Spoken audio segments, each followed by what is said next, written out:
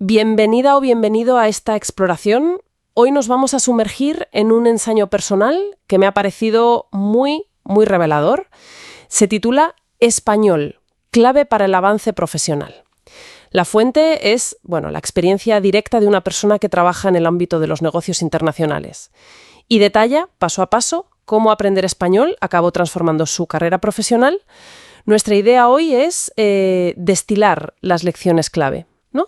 Ver cómo un idioma, en este caso el español, puede llegar a ser una herramienta estratégica, una palanca para crecer. Vamos a desgranarlo un poco. Efectivamente.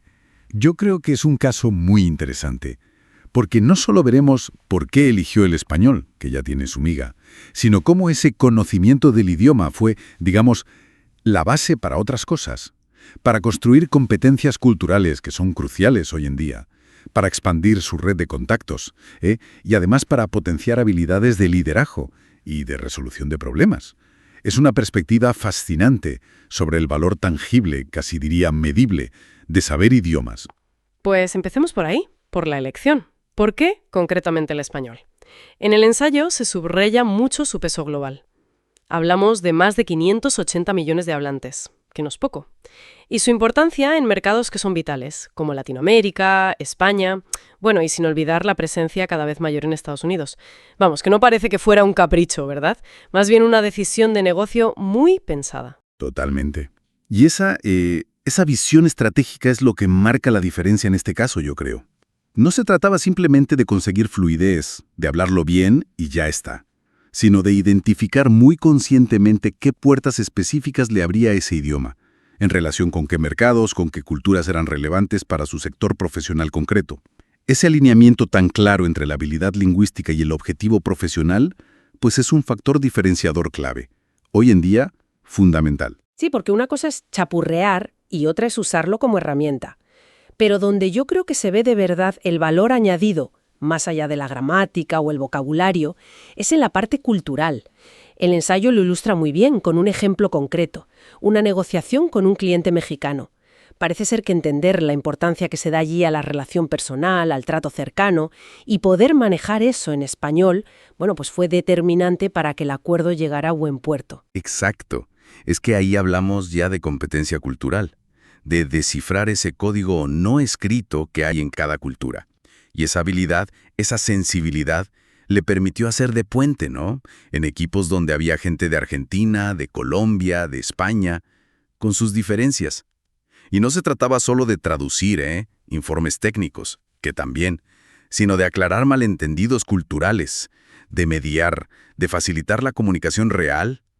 Según cuenta en el ensayo, el convertirse en ese intermediario cultural fiable fue un factor directo para que le ascendieran a un puesto de responsabilidad regional, un Regional Manager. Eso es capital social en acción, pura y dura. Claro, generar confianza a través del idioma y la cultura. Y esa capacidad para conectar, por lo que se ve, no se quedó solo en el trato directo. El español también le abrió puertas a nivel de red de contactos, de networking. Se menciona, por ejemplo, una presentación importante que pudo hacer íntegramente en español. En Barcelona, creo recordar. Sí, en una cumbre en Barcelona. Y eso, claro, facilitó que conectara de una forma mucho más auténtica, más profunda. Con otros profesionales que venían de Latinoamérica, de España. Y de ahí surgieron colaboraciones interesantes, proyectos nuevos. Y fíjate, no solo en el cara a cara. Supo trasladar esa habilidad también al mundo digital.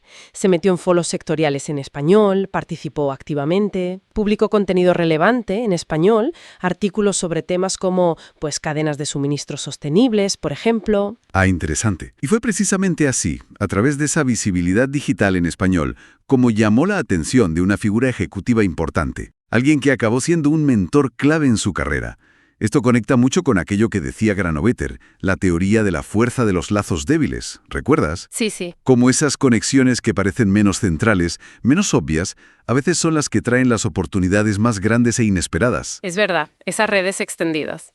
El ensayo también sugiere otra cosa interesante, que ser bilingüe le dio como más agilidad mental, más flexibilidad cognitiva.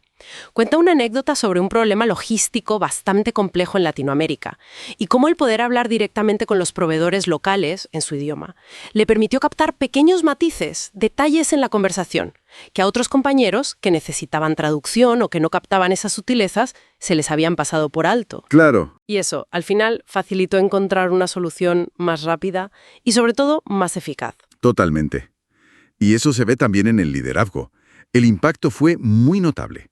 El simple hecho de poder dirigir reuniones importantes completamente en español aseguró que todo el equipo hispanohablante se sintiera realmente incluido, parte del proceso, no espectadores. Entiendo. Y eso, lógicamente, fomentó un mayor compromiso, una mayor lealtad y, al final, un mejor rendimiento del equipo. De hecho, hay investigaciones, por ejemplo, las de Ellen Bialystok, una experta en bilingüismo, que muestran cómo el manejar 2 idiomas puede mejorar la función ejecutiva del cerebro, es decir, la capacidad para planificar, para tomar decisiones, para adaptarse a situaciones nuevas o complejas. Son ventajas cognitivas reales. O sea que no es solo comunicación, sino también cómo piensas y lideras. Ahora, el ensayo también es honesto, Reconoce que no fue un camino de rosas, que requirió una inversión considerable de tiempo, de esfuerzo, y que hubo una fase, inevitable supongo, de superar malentendidos iniciales mientras ganaba fluidez y confianza. No todo fue fácil desde el principio. Claro, es un proceso.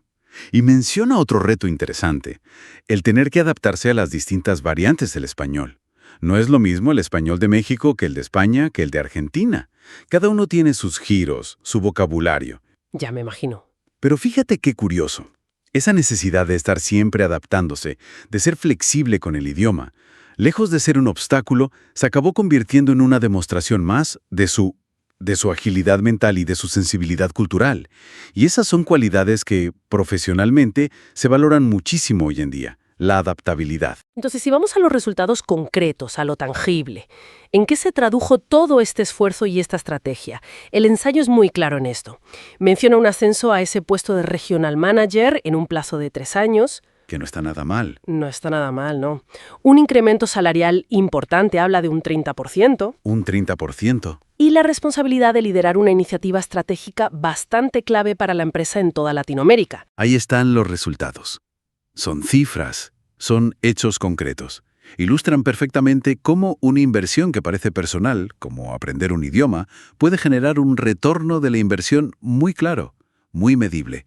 Y no solo para la persona, en términos de carrera y salario, sino también alineándose con los objetivos de la propia organización. Demuestra que estas habilidades, que a veces llamamos blandas, como los idiomas o la competencia cultural, pueden tener un impacto muy duro, muy real, en los resultados y en la trayectoria profesional. Sí, totalmente de acuerdo. La conclusión a la que llega el autor o autora es potente, que aprender español fue, para esta persona, un catalizador decisivo en su carrera. No un extra, sino un motor, porque potenció su inteligencia cultural, multiplicó sus conexiones profesionales y afinó sus capacidades tanto de liderazgo como de resolución de problemas. Casi nada. Exacto. Y yo creo que esto nos deja una reflexión final interesante, que va más allá de este caso particular. En el mundo globalizado en el que estamos, donde todo está interconectado, ¿qué habilidad lingüística o quizás qué competencia intercultural específica podría jugar un papel similar en nuestra propia estrategia profesional? ¿Cuál podría ser, para cada uno de nosotros, nuestro particular español? Esa herramienta clave que nos impulse. Es una pregunta muy pertinente. Algo en que pensar, desde luego. Thanks for joining us. If you enjoyed this episode, please subscribe, like, and share with your friends.